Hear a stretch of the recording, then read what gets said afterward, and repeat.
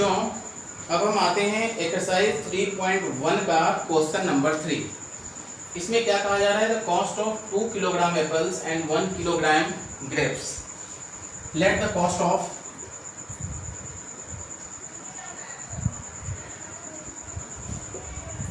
One kilogram apple be rupees x and cost of 1 kilogram grapes. 1 kilogram grapes की कीमत कितनी हो जाएगी, बी रुपीज वाई। पहली कंडीशन देखिए, पहली कंडीशन क्या है, the cost of 2 kilogram apples it will be 2x and 1 kilogram grapes. ठीक है, टोटल कॉस्ट कितना दिया हुआ है, 160। This is equation first. Second condition में क्या कहा जा रहा है बच्चों, after a month the cost of 4 kilogram apples and 2 kilogram grapes, so that is 4x plus 2y is equal to 300।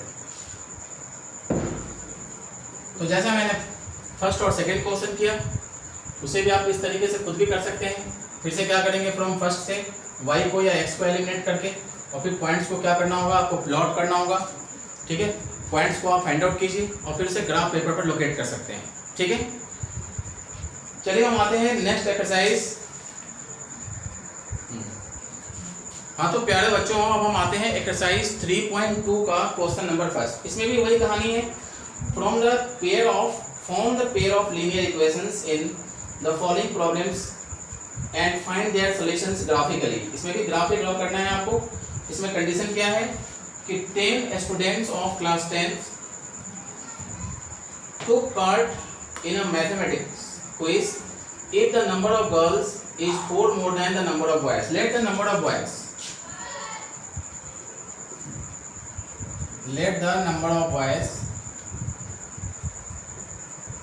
be x and the number of girls be y.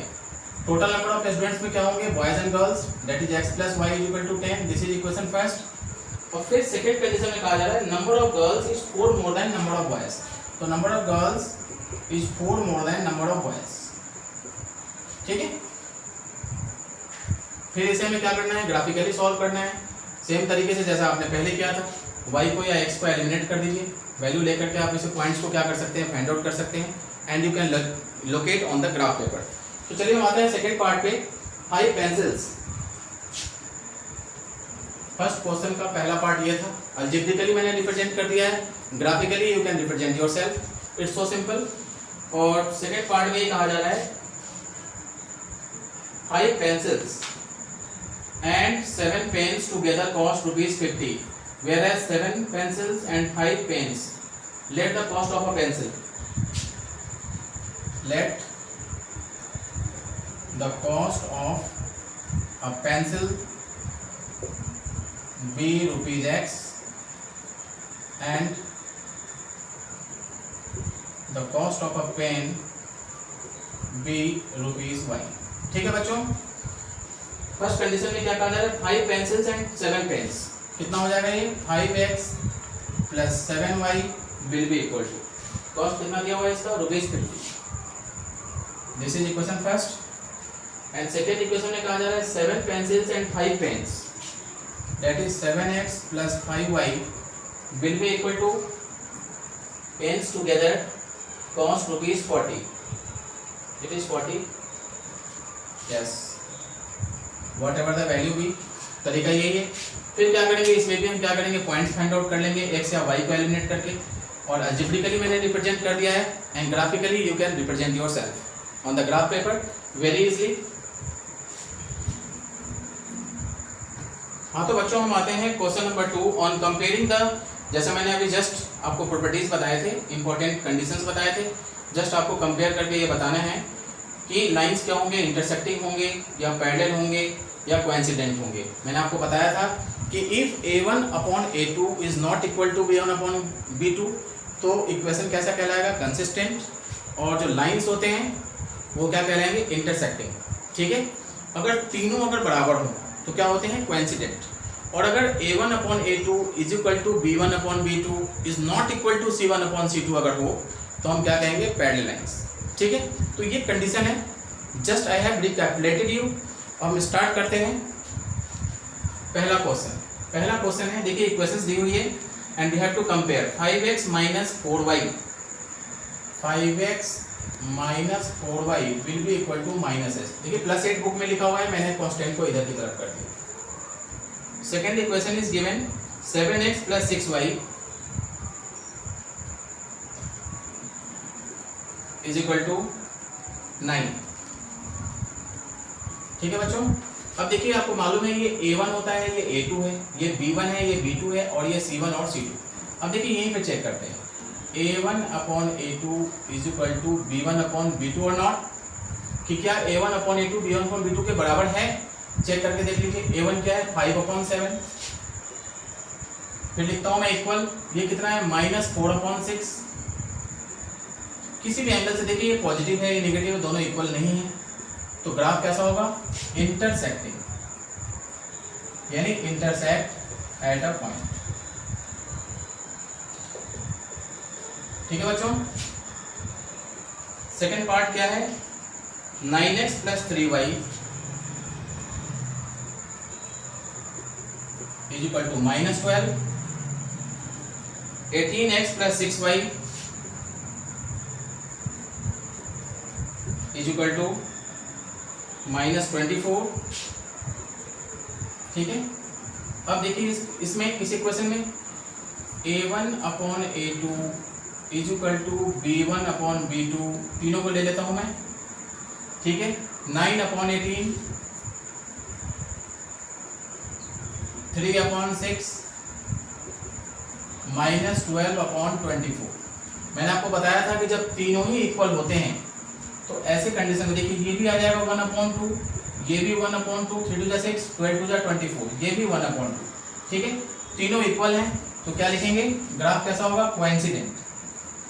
Coincident का मतलब बच्चों होता क्या है, बता सकते हैं आप। जो एक लाइन आपने ड्रॉ कर लिया और दूसरी भी लाइन जस्ट उसके ऊपर से अगर जा रही होती है तो उस लाइन्स को हम कहते हैं कोइंसिडेंट लाइन्स कहते हैं, कोइंसिडेंट। ठीक है, थर्ड कंडीशन में देखते हैं क्या है, 6x माइनस 3y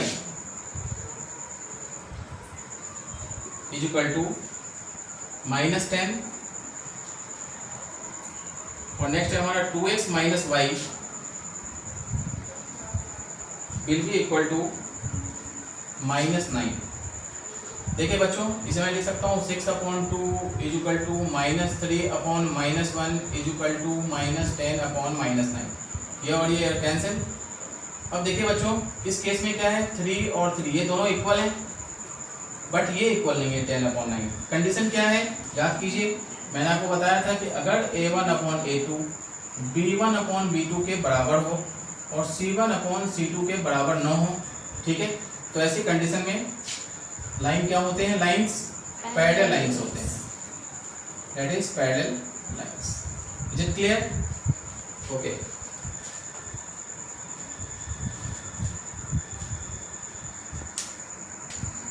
हेलो बच्चों, अब हम आते हैं एक्सरसाइज 3.2 का क्वेश्चन नंबर 3। क्वेश्चन नंबर 3 क्या कह रहा है, जस्ट हमें a1, a2, b1, b2, c1, c2 को हमें कंपेयर करके ये बताना है कि क्या इक्वेशन कंसिस्टेंट होंगे या नहीं होंगे। मैंने आपको बताया था कि इक्वेशन कंसिस्टेंट होते हैं या तो a1/a2 b1/b2 के बराबर ना हो, तो ऐसी कंडीशन में कंसिस्टेंट होते हैं। ठीक है, और सेकंड कंडीशन में बताया था कि a1/a2 is equal to b1/b2 और c1/c2 अगर तीनों इक्वल हो तो इस सिचुएशन में इक्वेशन क्या कहलाते हैं, कंसिस्टेंट कहलाते हैं। ठीक यही लॉजिक इस क्वेश्चन में आपको लगाना है। ठीक है, पार्ट 3 में एक बता देता हूँ, बाकी आप खुद से कीजिएगा कोशिश, बहुत ही आसान है। तो क्वेश्चन नंबर 3 का देखिए, 3 का first part 3x plus 2y is equal to 5 और सेकेंड इक्वेशन है हमारे पास 2x minus 3y is equal to 7। अब देखिए कि क्या इन दोनों में से कोई कंडीशन आ रही है नहीं आ रही है। देखिए यहाँ पे क्या है 3/2 है और यहाँ पे कितना होगा 2 साइन का ध्यान रखना जरूरी है -3, ये दोनों इक्वल नहीं है तो क्या लिखेंगे कंसिस्टेंट। तो इसी तरीके से सेकेंड पार्ट है, ठीक है। सेकेंड पार्ट पे चलो कर देता हूँ। सेकेंड पार्ट है हमारे पास 2x minus 3y equal to 8, 2x minus 3y equal to 8। और सेकेंड इक्वेशन हमारे पास 4x minus 6y, 4x minus 6y equal to 9। इस सिचुएशन में देखिए क्या है 2/4 इक्वल टू क्या लिखेंगे -3/-6 इक्वल टू 8/9। देखिए बच्चों ये 3 1 जा 3, सॉरी 2 1 जा 2, 2 2 जा 4, 3 1 जा 3 2 जा। अब देखिए ये 1/2 बराबर आ रहे हैं, लेकिन थर्ड पार्ट इक्वल नहीं है। इसका मतलब कि ये दोनों में से कोई भी कंडीशन नहीं है, यानी a1/a2 इक्वल टू b1/b2 तो है, लेकिन c1/c2 नहीं है। इसका मतलब इक्वेशन कैसा होगा, ये इनकंसिस्टेंट।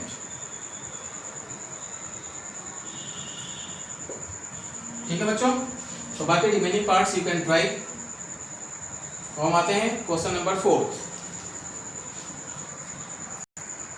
हाँ तो बच्चों क्वेश्चन नंबर 4 में क्या करना है, आपको 3-4 इक्वेशंस दिए हुए हैं, इसके 4 पार्ट्स हैं। इसमें आपको सिर्फ जैसे एक पार्ट मैं बता रहा हूँ, फोर्थ का फर्स्ट पार्ट मैं यहाँ बता देता हूँ।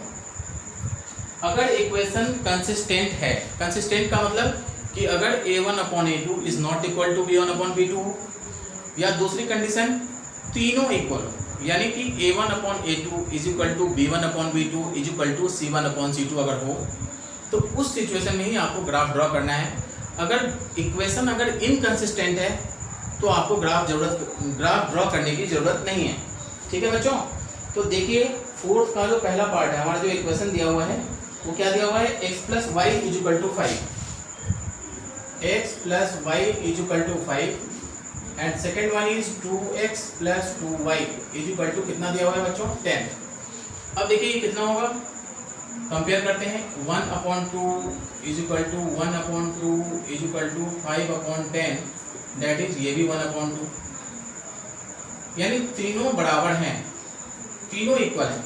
इसका मतलब इक्वेशन क्या है, कंसिस्टेंट है।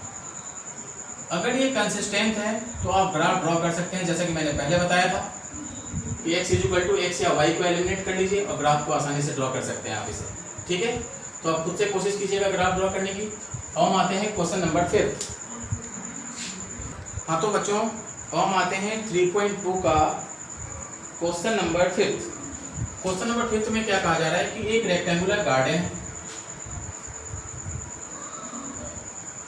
ठीक है। इसकी जो पेरीमीटर है, इसके लेंथ को मैं x मान लेता हूँ और इसके विड्थ को y मान लेता हूँ। तो half the perimeter 2 into l plus b is equal to कितना दिया हुआ है बच्चों, हाफ द पेरीमीटर दिया हुआ है 36 मीटर। अब हम क्या करेंगे, हाफ 2 लेंथ की वैल्यू ले लेंगे x, विड्थ कितनी है y इज इक्वल टू 36, 2 और 2 विल गेट कैंसिल आउट, तो ये हो जाएगा x plus y is equal to 36। और सेकंड कंडीशन में ये कहा जा रहा है कि जो रेक्टेंगुलर गार्डन है उसकी लेंथ विड्थ से 4 मीटर ज़्यादा है, यानी कि लेंथ कितनी है, लेंथ x विड्थ से 4 मीटर ज़्यादा है। It means x minus y is equal to 4। अब दोनों इक्वेशंस को आप सॉल्व कर सकते हैं graphically, it's a very simple equation. ठीक है, तो बच्चों देखिए क्वेश्चन 6 में एक इक्वेशन दिया हुआ है और इस इक्वेशंस में हमें करना क्या है, इसके 3 पार्ट्स हैं। हमें अपनी मर्जी से कितने भी इक्वेशन बना सकते हैं, इंटरसेक्टिंग लाइन के लिए जैसे बनाना है तो क्या करेंगे, इन दोनों को अनइक्वल कर देंगे। जैसे यहाँ पे 2x है तो दूसरा इक्वेशन क्या लिखेंगे बच्चों, यहाँ पे लिख देता हूँ मैं 7x और यहाँ पे लिख देता हूँ, कुछ भी लिख सकते हैं आप, ठीक है, जिससे कि a1/a2 b1/b2 के बराबर ना हो। सेकंड कंडीशन में पैरेलल लाइंस के लिए लेना है तो दो को सेम कर देते हैं। तो देखिए 2x प्लस 3y दिया हुआ है, अब यहाँ पे लिखेंगे 4x और यहाँ लिखेंगे 6y और इज इक्वल टू 8/7।